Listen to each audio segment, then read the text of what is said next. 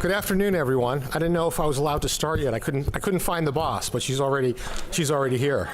My name is Chris Callahan. I'm Dean of the Walter Cronkite School of Journalism and CEO of Arizona PBS, and we are absolutely delighted that you are all here with us. And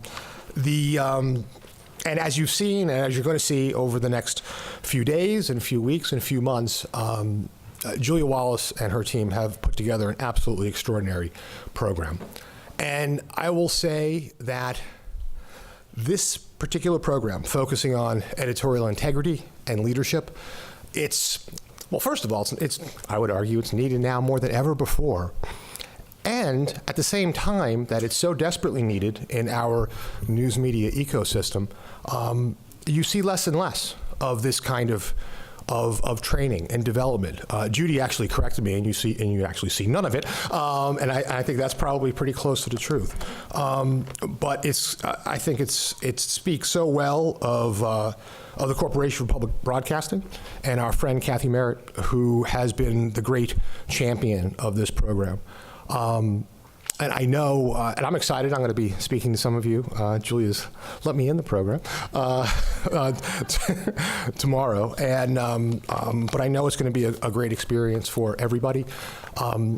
Julia, I am not going to introduce Julia because she said, well, yes, and she said, no, you don't have time for that. So let me just wrap up by saying again, thank you all for being here. Welcome, and let me introduce Kathy Merritt, who is Vice President for the Corporation for Public Broadcasting, who was delighted to make this trip all the way out to see us. So, Kathy? Thank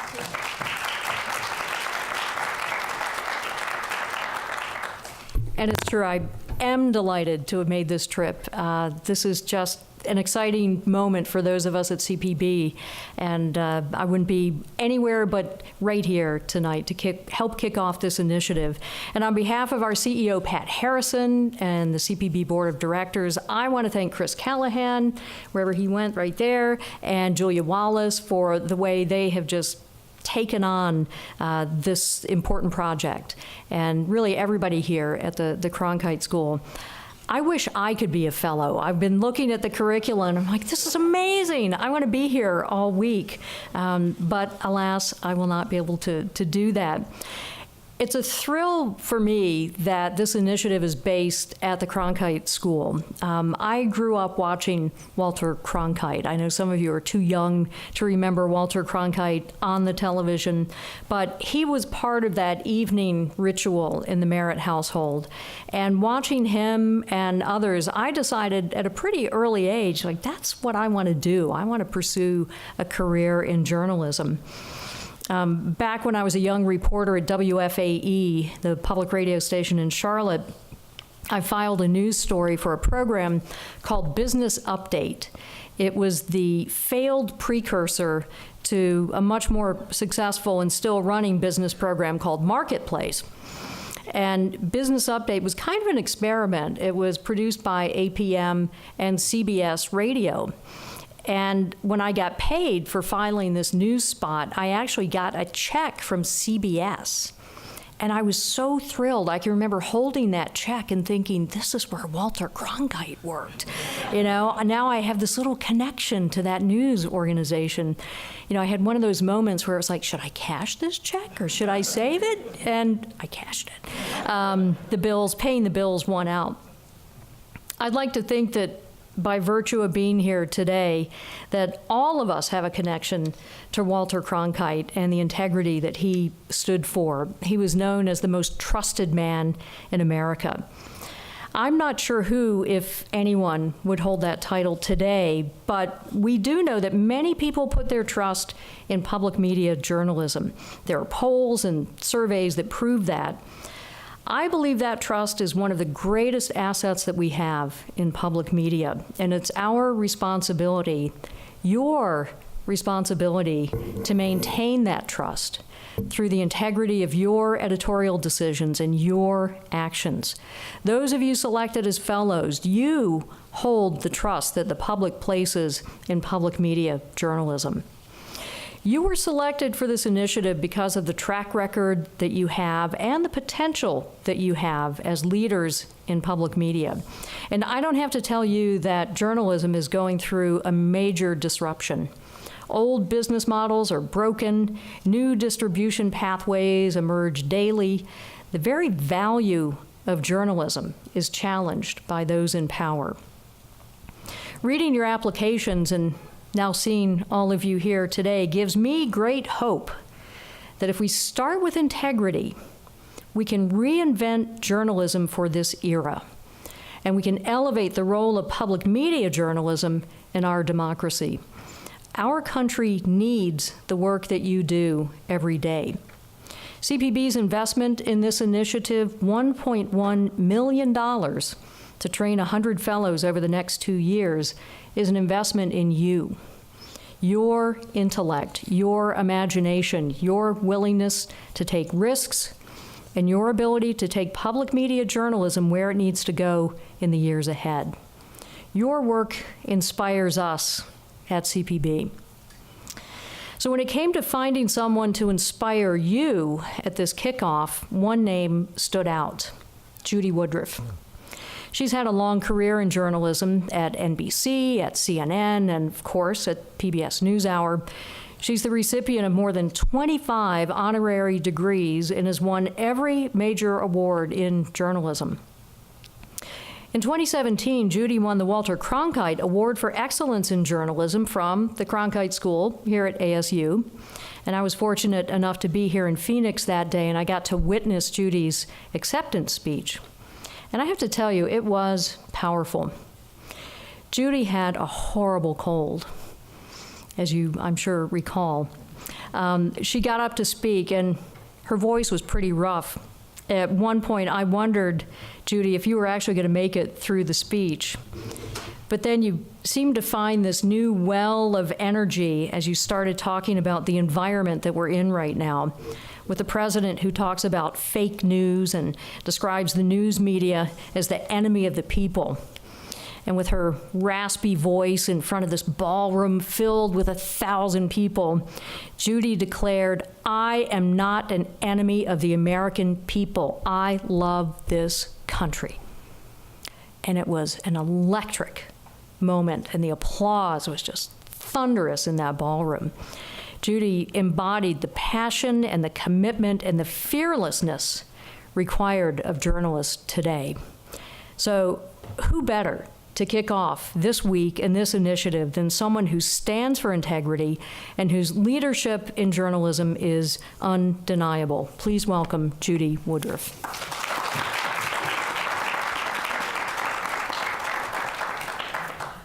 Thank you, Kathy. That's quite a wind-up. I don't know if I can match that. I have my voice back, but we'll see. We'll see. Thank you very much. First of all, I have to say there aren't many people I would fly most of the way across the country to do a favor for, but Kathy Merritt is definitely one of them. And Kathy, what you've done, I got to know you really well through Public Radio International, PRI. I served on the board. Kathy was a vice president there, and I saw the work that she was doing, and of course knew of her background at CPB, and then of course could understand why CPB would want her back again to do the kind of thing that she's doing right now, which is so important for all of us, focusing more and more attention on local journalism, which is what you all are here this week to talk about and to enrich and to learn about. So I just want to thank you for all that you do, and thank the Corporation for Public Broadcasting for co-sponsoring this wonderful program.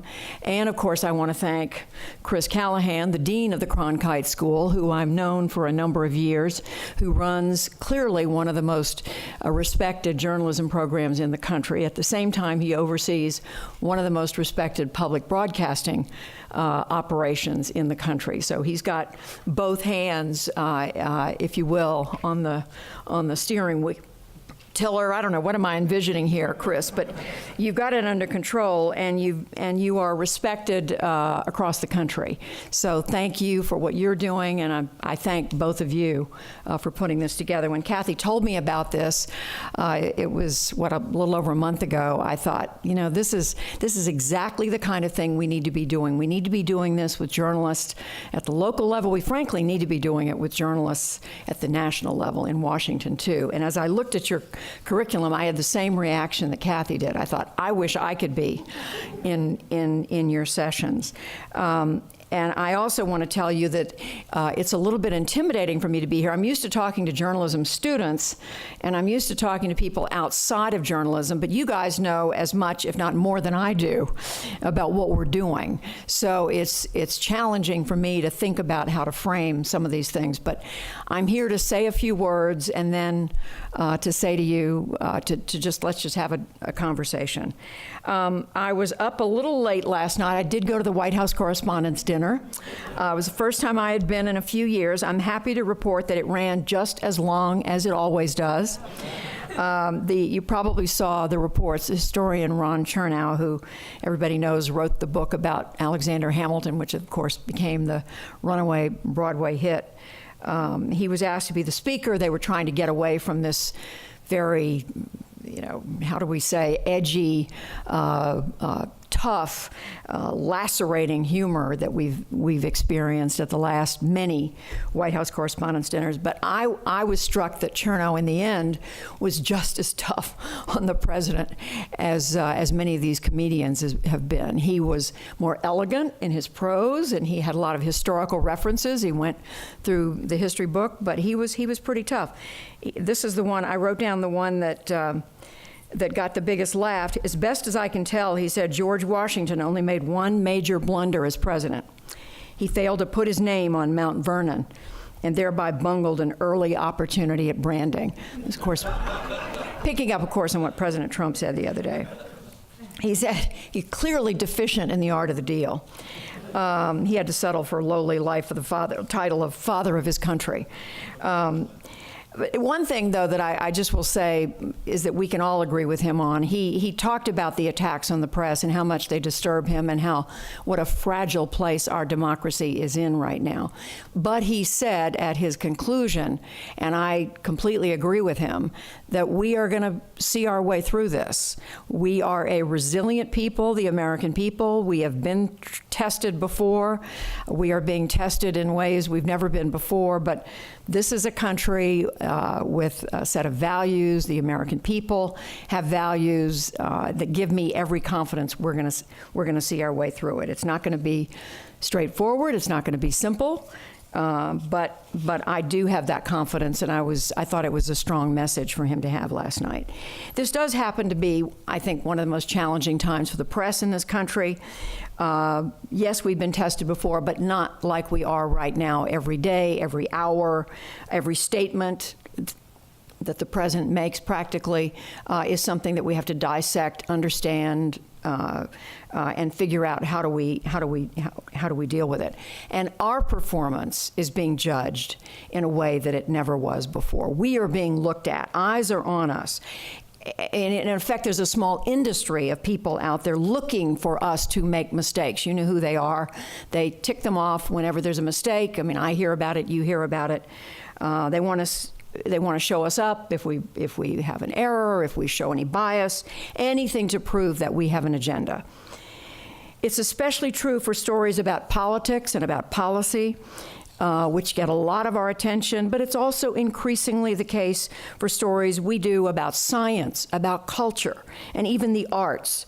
And I mean, as Chernow was saying last night, entertainers, writers, artists, the more they take political positions, they are now fair game, and the critics, the press critics, are coming after them. I think it's fair to say that it's less of an issue for folks who work at local level, state level, as you do. Some of you I know work in the national media. I think the partisan divides in our state capitals and in our major cities are not quite as stark as they are in Washington, but I'll be interested to hear your thoughts on that in a few minutes, because I do travel, I get around the country, but I really would like to know how you're seeing that, how you're feeling it, where you are. But what does all of this mean for us, those of us who've chosen to work in public media, supported not by commercial advertising, but by the public and, to a degree, by the government, by taxpayer dollars? We are under even more scrutiny because of that. We hold ourselves, I believe, to a higher standard.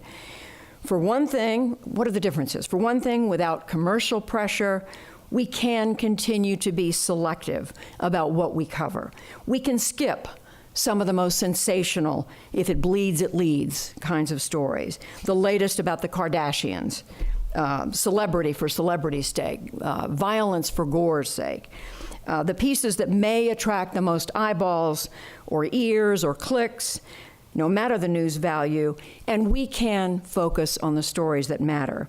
And there are so many of them. Stories that affect people's lives, their work, their family, their education, the opportunities they have to get ahead, to get an education, the books they read, the music they enjoy, some of the movies they watch, and everything that shapes their lives, the racial, ethnic, cultural values that men and women, old and young, care about. We can cover all of those things. Yes, it's our obligation to make them as interesting as possible. We don't want people turning away. We want to make them interesting, and that's one of the things you're here to talk about. But we have a chance to look at pieces that maybe nobody else is looking at. We can cover stories that not everybody else is covering. I love the name of the program at St. Mary's University in Minnesota. It's the Undertold Stories Project. You're probably all familiar with it. It helps to fund the work of remarkable correspondent who works for the NewsHour, Fred DeSam Lazaro. He has probably spent more time in the past few decades traveling throughout the developing world and in post-conflict zones than any journalist on the planet, bringing us stories that I don't see anywhere else in television, in broadcasting. Of course, being public media means we operate on a tighter budget. We stretch our dollars to do more with less. We have to make choices, and we have to be creative. Just 2 days ago, I'll tell you, at our Friday NewsHour Weekly, it was our planning meeting for the week ahead, we were talking about this story that had popped up in the last couple of days in Baltimore. The mayor there is now under a cloud over ethics, and it's a really messy situation, and we were trying to decide, do we want to cover that? But of course, as you discuss this story, you can't help but think about what's happened in Baltimore for decades now, with crime, with the economy being what it is, with the racial divide in that city, with sort of a permanent inequality that has defined Baltimore. And we sat there and we talked, we've already committed to do this. Do we have the resources to do that? And we went back and forth. And we finally decided we're going to do it. We're not going to be able to do everything we want to do, but it's somehow in the next couple of weeks, we're going to get up there. It's an hour from Washington. We're going to go up there. We're going to talk to neighborhood leaders, talk to church leaders, try to understand why it is taking so long, why it is forever taking this long for Baltimore, a city which has so many great gifts and so many smart people and people of means who could contribute. But it still is facing the kinds of inexorable, deep challenges that it is. The fires, I'm thinking of the fire stories that ravaged California last year. I'm talking about resources and how tough they are. We don't have, I didn't even mention, I meant to mention when I said hello and thanked Chris, the NewsHour is establishing a NewsHour West office right here at ASU at Arizona PBS. It's coming in the fall, and it's going to be a way for us to have eyes and ears on this part of the country in a way we haven't been able to before. We're going to put a small contingent of reporter, producer, video folks, and others who are going to give us the ability to look at this region and look at it more closely and more comprehensively than we've been able to do. On a regular basis, trying to update the NewsHour as needed when news is shifting after we go off the air at 7 p.m. Eastern. This will be the place where news gets updated if something is breaking. And so that's the main thing. But But in addition to that, this will be a base for us to cover more of the western U.S. As I was just saying to a young reporter, Katie, who writes for the Arizona PBS magazine, it's not that we didn't cover the West before, we did, but it challenges our resources at times to get freelance journalists, other journalists we have relationships with, to go and shoot stories for us. And I mentioned the fires because, of course, as soon as the terrible Camp Fire, we realized the devastation there. It took us a few hours to be able to marshal our resources and get somebody where we needed to get. We did get a great correspondent. She turned in a series of fantastic stories for us.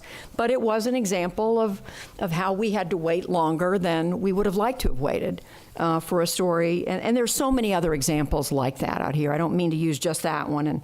And I mentioned Baltimore, but I wanted to bring up things on two ends of the country. Same with stories overseas. We are so fortunate to have contracts at the NewsHour with freelance journalists like Marcia Biggs and Jane Ferguson, who go into places like Yemen and Syria and Sudan and come back with these award-winning, deeply reported stories for us. And of course, we wish we could do more of that. In fact, Marcia and Jane have just won a couple of awards. We just won the two of them, between them, have been recognized again and again for the remarkable work they do, going in there basically with hardly any crew. It's just Marcia or Jane going into Yemen with, wearing the hijab and with a camera person and a fixer trying to make sure that they come out alive. So it's kind of remarkable when I think about what they're doing compared to what the commercial networks are able to do with elaborate security. They do have some security, but it's not the same. So many stories out there that we want to try to do, and I know that you want to try to do, and have to make tough choices and tough decisions about what can you get done and what has to wait. Another thing about those of us who work in public media, we do hold ourselves to a higher standard in this current hyper-partisan political environment. Unless something is clearly labeled opinion, I believe it's our job to make sure that we are telling all sides of the story. It is not our job, again, in my view, to put our thumb on the scale for one side or the other. We need to be continuing to seek out voices across the spectrum. And of course, that's gotten harder because we are getting pushback. Nowadays, whatever story you report, if you're not sufficiently to the right for some people or sufficiently to the left for others, they're going to come at you like a ton of bricks. And it's just the atmosphere that we work in. I know that's one of the things you're going to be talking about this week. It helps me at the NewsHour to constantly be having these conversations with my colleagues because we're all dealing with it, either on email or Twitter or people you run into. It's just now, it comes with the turf of journalism. I said this before, but the first time I had to report on the air, it was early in 2017, I think it was February, that the President of the United States was making false claims. I had a catch in my throat. Yes, all politicians exaggerate to make a point. They use a rhetorical flourish. They occasionally deny things we later learn are true. But never in modern political history have we seen a president who spreads inaccuracies, makes false claims about himself and others to the degree that this president does. I don't like using the word lie because it presumes we know that there's malign intent. I know other journalists disagree with me about that, but I believe we do have an obligation to call out every inaccuracy, at least the ones that we have time to get to. Sometimes there are more than we can spend airtime on, because there are so many and because it matters. We need to be, as journalists, setting the record straight on the most important points, like the number of immigrants coming across the border illegally, like the number of children separated from their parents, and so on. Economic numbers, trade numbers, I could go down the list, foreign policy, the list goes on. We have an obligation to report these things in a clear, calm, non-hyperventilated manner, no matter how hyperventilated they were when they were originally expressed on Twitter or on camera or wherever it came from, but not to lose our heads or stoop to the level of the voice from which it emerged. It's my belief that the more the president or any politician loses his or her cool, the more important it is that we keep ours. The president, this is one who already makes our work more difficult because, as Kathy alluded, he is so adept at not just making news, but creating diversions and casting aspersions, making declarative statements and even policy changes with a 140-character tweet. Over the course of a day at the NewsHour, we may have to choose which out of a dozen or 2 or 3 dozen tweets or statements or interview comments or quotes or reports are news that actually matter, and we have to focus on that because it's going to last and it's not going to be reversed 12 to 24 to 36 hours later. In other words, we don't know. When we see the news, it sounds like it's real, but we may find out when we wake up the next morning that it's been, well, I didn't really mean that, or, it's fine, that was a joke. This is where judgment comes in, and I'd like to tell you we've always called them right. We haven't. We've missed the ball several times. But judgment matters, and it's why I'm so lucky at the NewsHour to be surrounded by some veterans who got a cumulative many years of experience. They work with me to decide what is a must report, what's on the bubble, what's a maybe, and what can wait. We owe it to our viewers and our followers to bring that best judgment to bear, and that's what we're trying to do every single day. And to be as clear as possible about the fact that this is what we know at this moment. We're not guaranteeing this is going to be the case a year from now.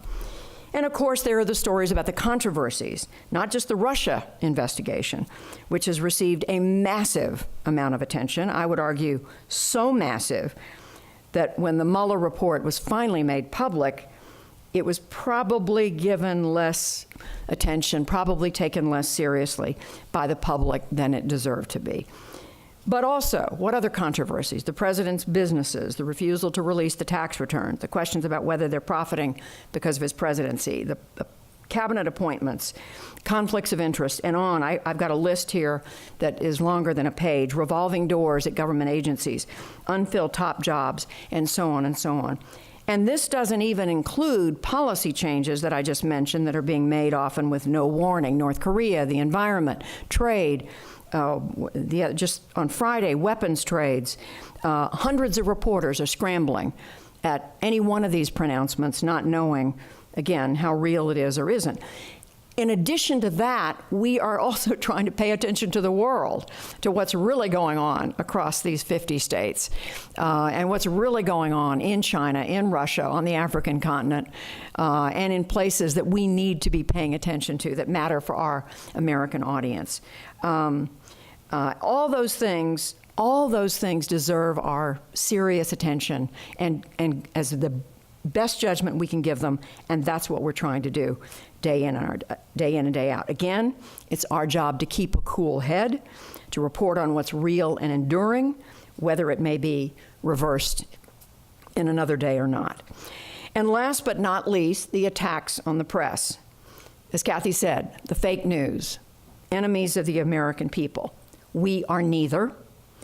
But no matter how wrong those claims are, and we heard them again yesterday, no matter how insulting or how angry they make us, it doesn't serve us well, I believe, to be on the defensive and to lash back in some way at the president. I think all of us in journalism, and especially us in public media, have an obligation to keep doing our jobs day after day, not get into some kind of contest, name-calling or otherwise, with the president and the people around him. I believe we have to draw a line between setting the record straight, yes, that's our job, explaining what information we have and where it comes from, making clear it is not fake, but also not stooping to insults and name-calling. One day, Donald Trump will not be president. And we don't want the legacy that he has built and is building, denigrating the news media, undermining the public trust in the news media, to be long-lasting. We want that to be something that dissipates. It'll never disappear. I mean, there's always going to be tension between the press and everybody else. That comes with the job. But the kind of deeply injurious undermining of trust in the media that exists today among the public. You see it in the polls. You see it in some of the reaction to the work that you do. That's the kind of thing that we do not want to continue. And the best way, in my view, we fight that is by doing our job. The kind of work you're doing here this week and in the coming year is going to help to build back some of the trust that's been lost. You will all be leaders in spreading the word, modeling what you've learned, but all of us need to work at the basics that will repair as much of the damage that's been done as possible. More transparency, correcting our mistakes as soon as we realize them. We all make mistakes. Acknowledge it and move on. Staying away from personal criticism of the president or any other political leader or his supporters, no matter what our personal thoughts are. We can assess what the president's doing or another politician and leave it at that. We know some of our reporter colleagues and some of the media have chosen to either embrace or trash this administration. I think that's a mistake. I think they do a disservice to all of us in journalism. That's their choice. Yes, there's a place for opinion, no question about it. Again, vigorous democracy, vigorous debate, that's what it's all about. There's a place for opinion properly labeled. And yes, journalists need to stand up for a strong, free, and independent press. But I think we need to do that in a way that keeps our integrity intact. In my humble opinion, our democracy will be stronger if we keep our eye on the ball. If we keep our focus on the stories that matter, what's going on in the lives of real people, what's going on in our country, in the world, in your community, and your state, the things that we need to know about, and doing that reporting as accurately and carefully as possible. It's not as easy in this warp speed news environment with Twitter and social media flying all around us, clearly, where competitive reporters, all of us, we've got the competitive juices. We want to be first no matter what. But we are never going to be hurt in the long run, as you know better than I do, by waiting until we know for sure that something is right, that we have a confirmation, rather than rushing in and taking the risk of having it wrong. I can't wait to see the work that comes from this week and the, 20 weeks to come after this. I think it's going to have, I know it's going to have an impact in your communities, and I think I'm very excited to see is it 100 journalists in all who'll be part of this? I guess it's 5 programs of 20 each. There's no doubt in my mind that it's going to begin to transform public media in this country, and it's just very, very exciting for me. So the last thing I'm going to say before I take your questions is good luck. Congratulations on being chosen. I'm just so excited for all of you. I know a couple of your coaches. They're all fantastic, and you're gonna come out of this just understanding and knowing a lot more than you do now. And I'm very lucky to be here to talk to you. Thank you very much.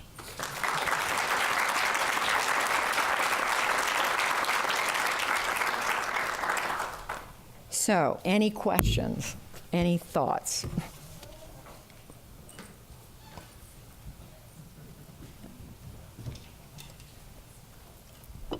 Hi, Judy. Is it on? Yes, it is on. Hi, I'm Mary from Tampa, Florida, and you came from the commercial side of broadcasting, and I'm really curious how you've seen the evolution of commercial broadcast news in the past, since 2016 in particular. And I look in particular at CNN and the choices they're making.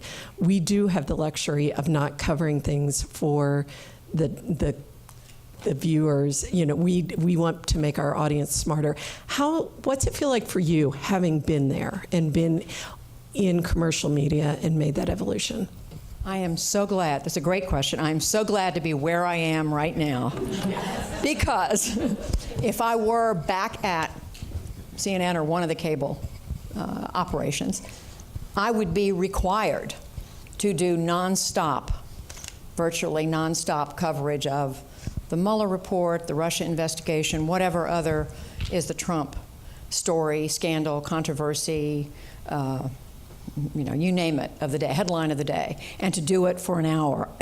Say if I were still doing a program like the one I did at CNN called Inside Politics, I did both a regular world news program, international news program, and I did Inside Politics. I am sure that would be what we would be talking about every day.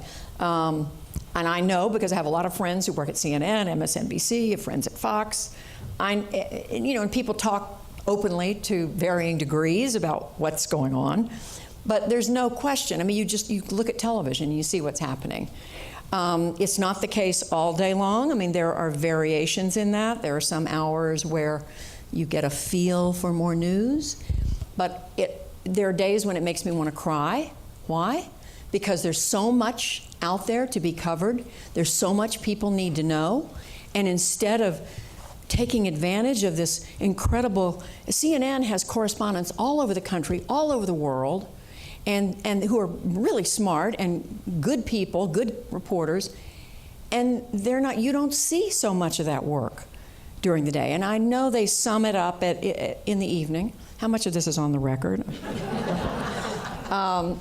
They do, they have hours where they sum it up, but you don't really have a choice. I mean, it's about every hour, they're measuring the ratings by the minute or less.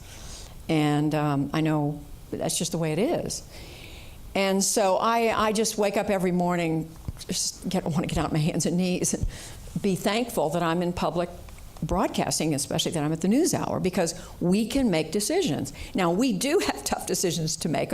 As I was just mentioning, when it's a day with another iteration of Mueller or before the report came out, or there is some story, say the New York Times breaks something on the president's business controversy, or somebody else breaks something, and you're thinking, gosh, should we do that controversy, or should we do the one that broke out last night in the Wall Street Journal? And there'll be 4 or 5 of them, and you're thinking, well, they all matter in a way, but then you've got to tick them off one down the list, and what's different, and which one's going to still be around in a week or a month. But these are the kinds of conversations we have. Why does this matter? Does it matter to our audience, Americans? And then we have to think about how can we do it? Can we get the people on we need to talk about it? Or how do we frame that story? And if we don't have a good way to frame it, that's part of our decision making too. We can't. But to answer your questions, in 2016, it's tough. It's just really tough. I want to cry some days because I think of the amazing resources.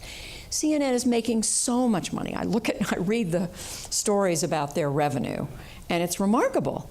But I don't know. I don't know where.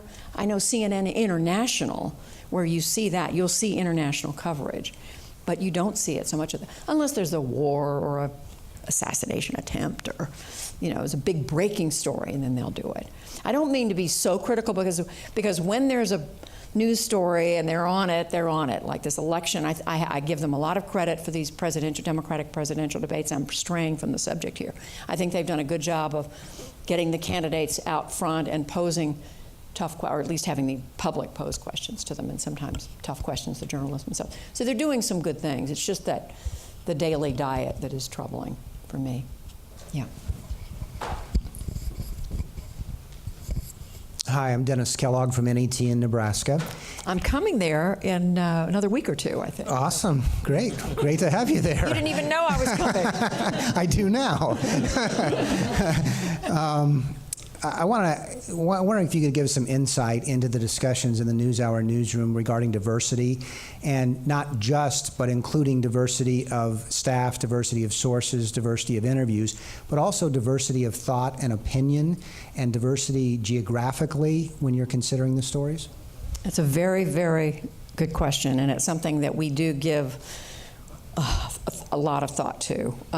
In addition to doing our day job, which is covering the news, we've made it a priority for the longest time, as you note, to have as diverse a staff as possible, a diverse staff on camera, off camera, and to make sure we are reflecting points of view that are diverse. But the reason it's become more and more challenging is because of the divide, the political divide in Washington and in the country. For the longest time, if you were the NewsHour or another news program, you could have on a Democrat and a Republican on the program to debate something. More and more, they won't even come on together to talk. Some of them don't want to come on at all. You know, they just feel like, you know, if they're a Republican, they only want to go to Fox, or if they're a Demo, I don't know. I mean, we generally can get people from both parties, but it's gotten more complicated. But beyond that, the bigger question of views that reflect the entirety of the country, that is hard, because we feel, I mean, I don't know if you pay attention, we have a segment on the program on Friday nights, Mark Shields and David Brooks. Mark comes from a liberal perspective, but he's not a cookie-cutter Democrat.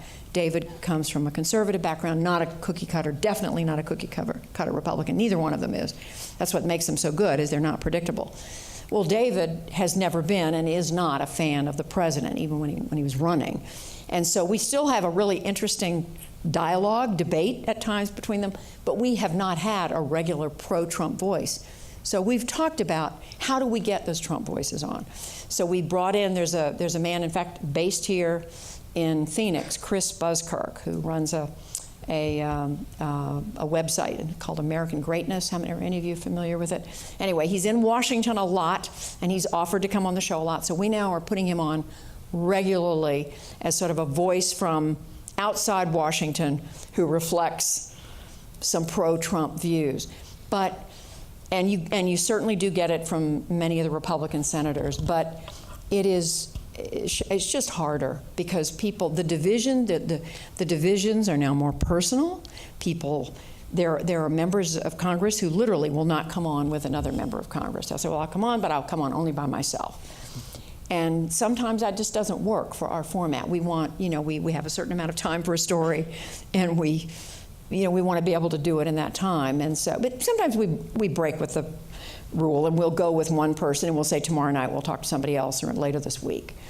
But it is challenging, and yes, around the table we try to be include as many diverse voices as possible among our staff. There certainly are diverse views, but it's a work in progress, because Washington is Washington, and New York is New York. I mean, we're in Washington. And I think we need to do, and all of us in journalism need to do a better job of listening to voices outside the Beltway and outside the Upper East Coast. And so it's something that we are having a lot of conversations about. It's one of the reasons we're excited to be opening NewsHour West, and why we're always looking for voices from the middle of the country. I was born in Oklahoma. I lived in Missouri for a while. I was an Army brat, lived overseas in Taiwan and Germany. I went to high school in Georgia. My father was from North Carolina. My mother was from Missouri. I lived in New Jersey. I mean, I've lived all around. I have family all over the country, so I understand that diversity question. And I think it's something that we have to take very seriously.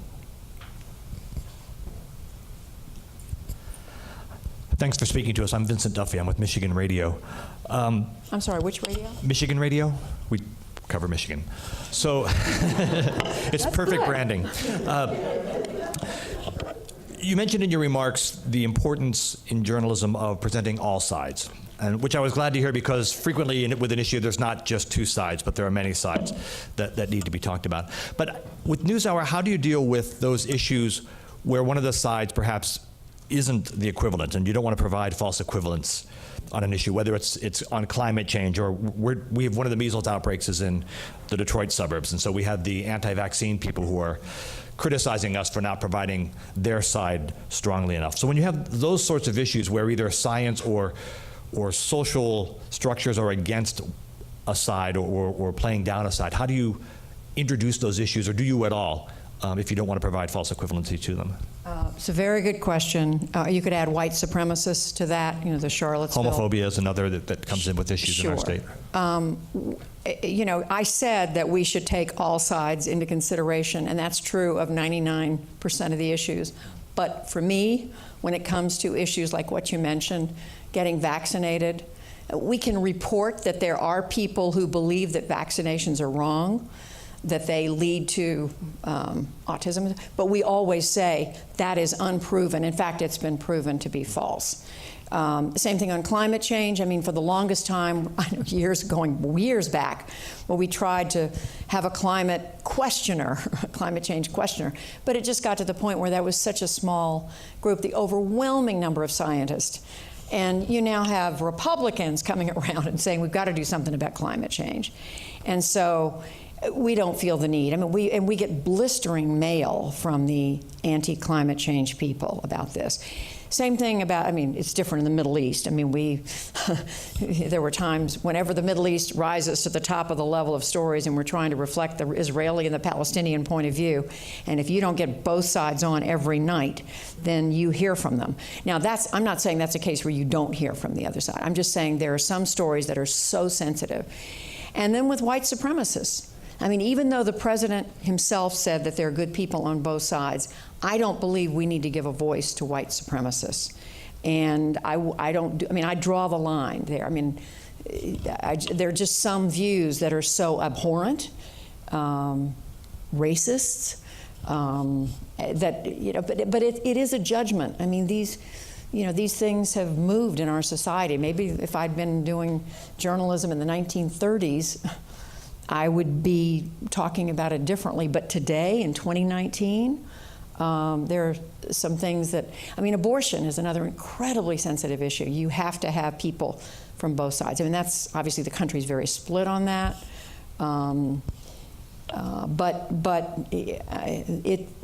Most issues, I think, deserve several voices, or at least two voices. There are a few, though, that are just outside the pale, that I think they've moved in that way, and you need to explain why when you talk about them. Thank you.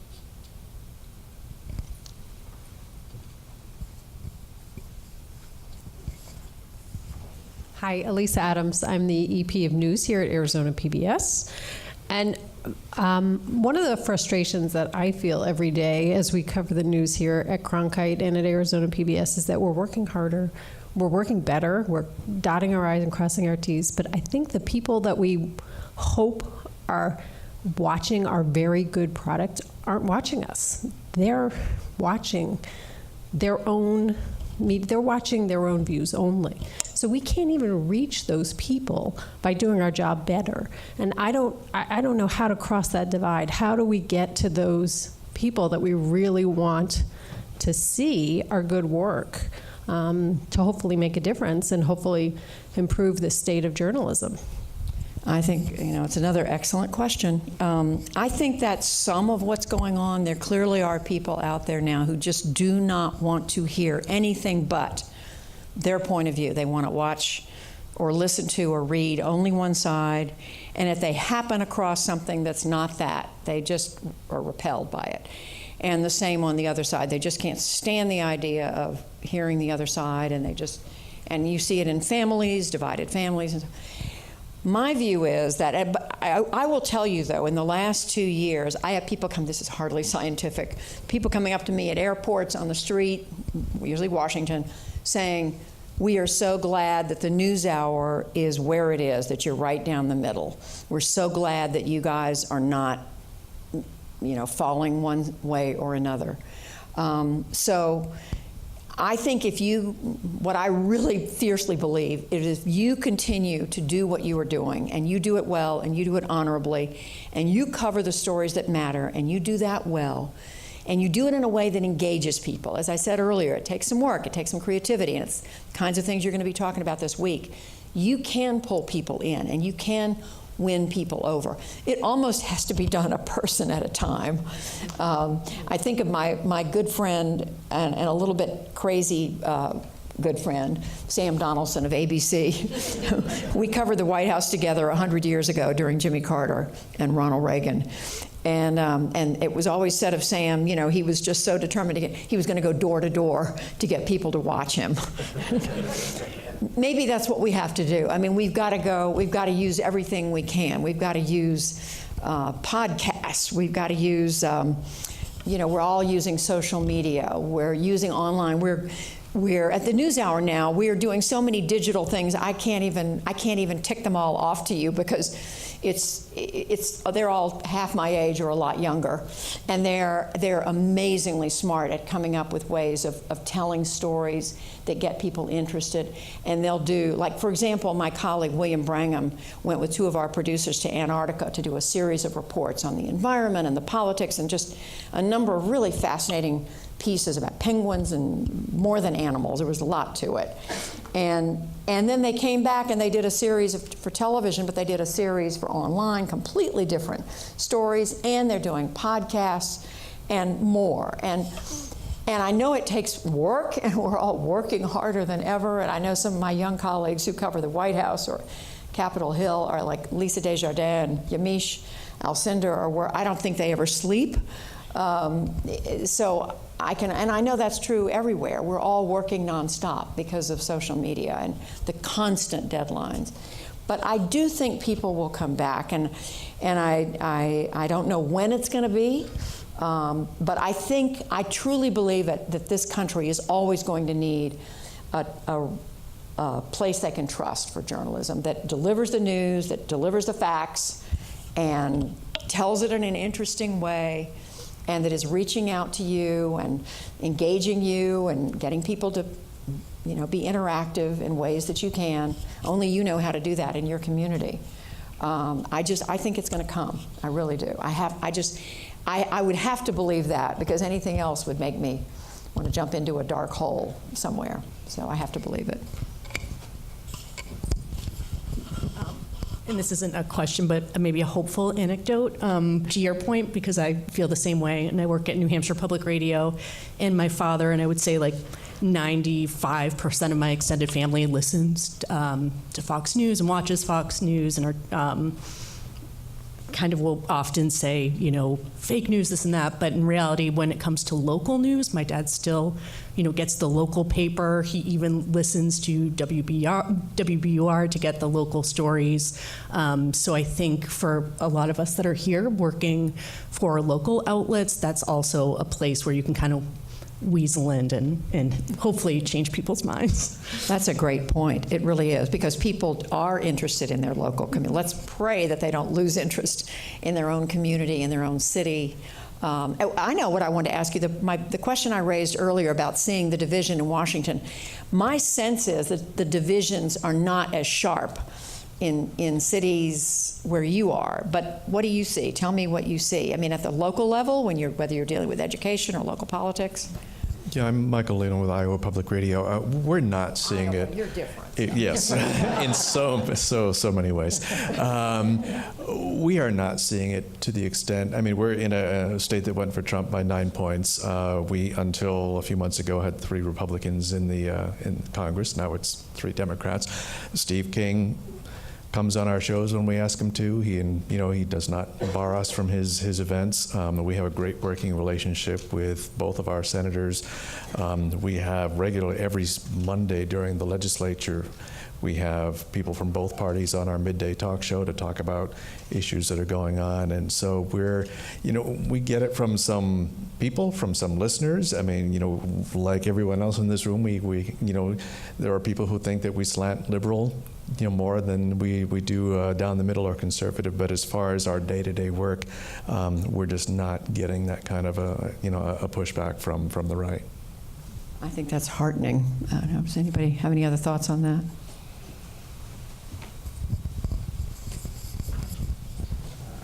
Hi, I'm Gideon from NJTV News. So being in New Jersey, NJTV, yep, New Jersey. So we cover the whole state. excuse me, and we've seen, we don't have that many Republicans in office right now. They lost seats. But we're seeing the Democrats not getting along and more divisions within that party. With our governor and the Senate and Assembly president, the Senate president and the Assembly speaker, that they're not getting along. And it's got nothing to do with, the president. With national right. politics. Right. It's a New Jersey. Mm-hmm. I'm Laura McCollum with Minnesota Public Radio, and I feel like our coverage of the state level is, bipartisan. We don't have trouble getting folks on, but I have asked our political team when they've been covering Trump's visits to the state, and they say it's getting much more hostile, that they feel the ugliness, they feel, people sort of personally attacking them in a way that, I covered politics for years and never felt that covering any presidential candidate, any president coming to the state. The purple states are going to see that. The states that he's going to, you're going to see that, experience that, I think, unfortunately, more and more. Wisconsin, Minnesota, Pennsylvania, you're going to see the crowds. There's going to be a lot of rallies between now and Sorry. Hi, I'm Tracy Brown with WBZ out of Chicago. So I've only been in Chicago for 3 months. It's funny, I came from Georgia. So the differences I've seen in Chicago, the division seems a little bit more along racial lines. In Georgia, and less about, the political, but in Georgia, it's interesting. And the division is very political, but it's interesting. Metro Atlanta is very different from the rest of the state. Atlanta versus the rest It's Atlanta versus the rest of the state. Yeah. So it is one of those things, and the question raised earlier about how reach the people who just aren't tuning in, and that does concern me, because it's like almost no matter how good the journalism is and the stories that you're telling, it's frustrating that you're not able to reach the people who really need to listen and hear and see the good work that's out there. One thing you can do is bring in those voices from the communities that you think are not hearing you. Bring in those leaders for interviews, debates, programs, so they notice you, they then share in their network that they've been to, your station or your radio or television or whatever, that you've been there and they've been treated with respect. And there was a good, healthy, robust conversation. That to me, that's the word spreads among them. So that is something that you can do. I should have mentioned that a minute ago.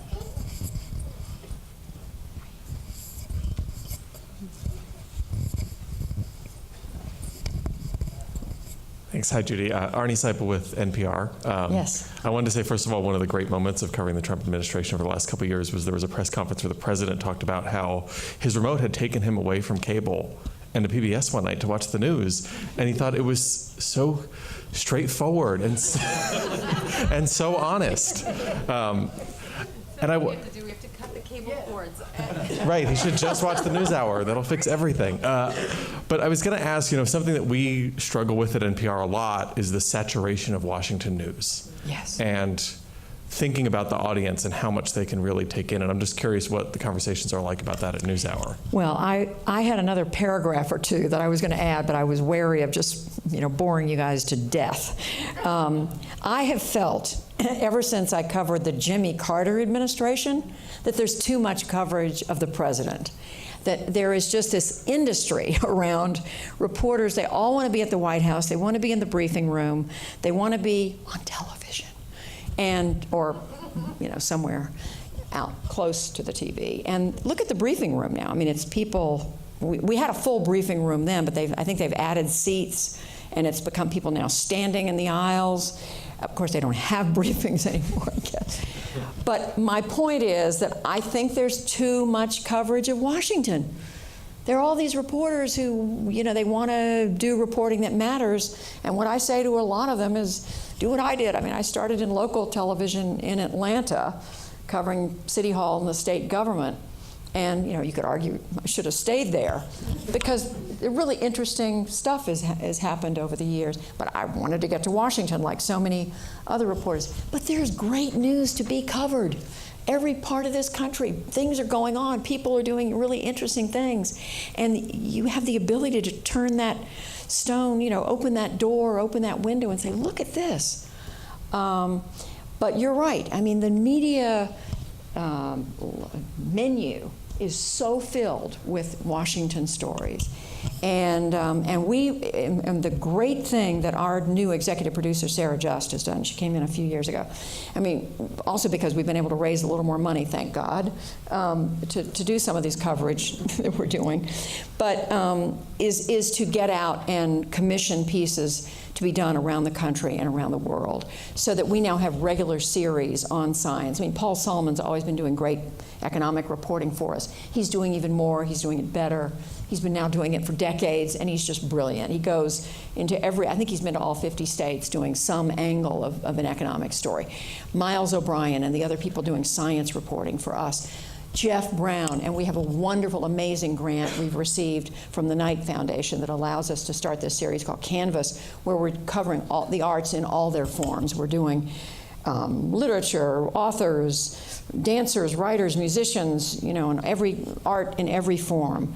And then we've added the segments at the end, but without doing a whole commercial for the NewsHour, I'll just say that we try to get out of Washington and out of that little nest of incestuous, political discussion where everybody is in groupthink, and at least it feels that way on some days, or in group divide, because you've got the one, the president and his advocates, and then you've got the Democrats, and the press is doing its thing, But I think there's too much. That's my view. I've felt that for a long time. I think it has had the effect of making the president even more powerful than he is, I think, because the spotlight is always on the president, no matter what the president. I'm not saying we shouldn't cover him, I know that. And Trump gets it very well. He's got the camera there at the ready. He's tweeting constantly. He knows how to make news. He's very good at it. He's basically perfected the ability. He's a news machine.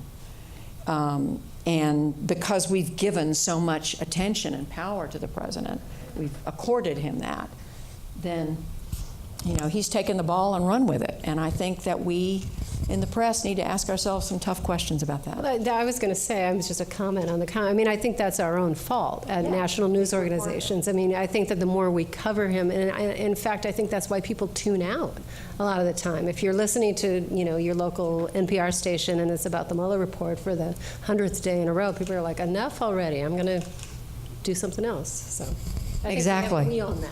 And I think that's why we have to diversify our coverage, and we can't just be consumed with 80% the president or the White House every night. We've got to do more. We've got to get out. And that's why the work that you guys are doing is so important. Well, you've been taking more work from the PBS stations. We are. And that's a real goal. The more stations there are that are doing, the kind of work you guys are doing, that's where you're going in and you're covering stories that matter and you're doing it really well, we're gonna be interested in those stories if they have a resonance nationally, and so many of them do. I mean, I would say several nights a week now we have pieces from stations around the country, and it definitely has not always been that way. So. Probably one more question.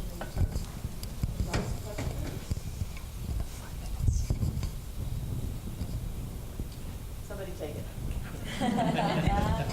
All right, you got it. Uh-oh. So given what you were just talking about a minute ago, this, Washington, melee, the, incestuous, all of that, we have 20 Democrats running for president. Talk about, the next 18 months. How will the NewsHour cover that? How will all of us survive, this endless primary that's unfolding? Well, we will survive it. I can guarantee that, because there is a winnowing out process, and it's underway right now. The DNC, as you know, has already designated 2 debates, or I should say 2 pairs of debates. The first one the end of June, the next one's the end of July. I think NBC has, or MSNBC has the first one, CNN has the next one. We are pretty sure they're going to do another pair in September because they still expect to have more than 10 candidates by then. There will be a winnowing out. I mean, the process is, it's how much money are they raising, how much from small donors, and so forth. The DNC has a formula for who gets to be in the debates. It's small dollar donors and where you are in the polls. So polling is part of it. Part of it is how do they handle just the hot lights? I mean, how do they wither and make lots of mistakes, or do they rise and shine? I mean, Pete Buttigieg, has done far better than people thought he would. Joe Biden has had his challenges. So you never know. I mean, who knew in January of 2007 that Barack Obama was going to end up, I guess he did, and a few people around him, but not too many people did. And I'm thinking back to 1991. I don't think Bill Clinton was the front runner. Anybody thought he was going to be elected president. So you could go back in time. Certainly Jimmy Carter, nobody thought Jimmy Carter was going to. So I could give you all kinds of scenarios. It will happen. It is going to be challenging for us because we don't have the bandwidth to send a reporter or a producer out with every single candidate, including Marianne Williamson and Andrew Yang, who are also running, including 3 members of Congress, Tim Ryan of Ohio, 4. Seth Moulton of Massachusetts. Who am I leaving out? Come on. I have these names in my head. The point is that we want to pay attention to all of them. We're not writing anybody off. Right now, I'm in the process of trying to interview them, and my colleagues are. My colleague Lisa Desjardins interviewed Yang recently. I'm interviewing Cory Booker tomorrow, New Jersey.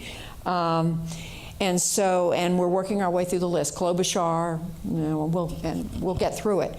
But it is challenging. We can't be everywhere. So some of it is going to be the bigger picture, who withstands the hot lights, and the pressure is like nothing they've ever been through, and how do they endure it? I mean, Biden's been through something close to it. But he's Biden, and watch what he's done the last few days and the way he handled that first appearance on The View. I guess it was Friday morning or Thursday morning after he had announced, where he struggled with those questions about Anita Hill and the women and so forth. So it's going to be fascinating. I mean, popcorn is in order. We are all going to be. It is going to be an incredible. And there is a possibility it's going to be so interesting that it's going to take some of the attention away from President Trump. But he's going to be fighting that every step of the way. He's going to come up with ways to keep himself as the center of attention. So I think we can safely count on that. Thank you so much for having me. Wish you well with this program. It's such a great program.